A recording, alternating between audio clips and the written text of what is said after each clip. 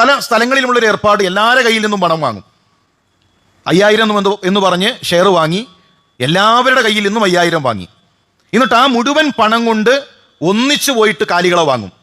ആ വാങ്ങിയ കാലികളിൽ 30,000-ൻ്റെത് ഉണ്ടാകും, 40,000-ൻ്റെത് ഉണ്ടാകും, അതിലും കൂടിയതുണ്ടാകും. അങ്ങനെയാകുമ്പോൾ ആ കണക്ക് അവിടെ ഷെയറിൽ പ്രശ്നങ്ങൾ വരും. കാരണം 30,000 എന്ന് പറഞ്ഞതിൽ 6 ഷെയർ വരുന്നുള്ളൂ, 40,000 എന്ന് പറഞ്ഞതിൽ 8 ഷെയറായി, 8 ആളുടെ ഷെയറായി. 7-ലധികം ഷെയർ ഒരു കാലിയിൽ പാടുള്ളതല്ല.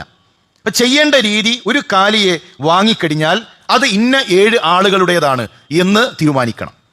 ഇത് ഇന്ന 7 ആളുകളുടേതാണ്, ഇന്ന ആളുകൾ നിങ്ങളുടേതാണ് ഇത്. അതിന് 35,000 രൂപയായിട്ടുണ്ട്. അത് 7 കൊണ്ട് ഡിവൈഡ് ചെയ്ത് അതിൻ്റെ കണക്ക് അവർക്ക് കൊടുക്കണം. ചിലപ്പോൾ ഒന്നിന് 42,000 ആയിട്ടുണ്ടാകും.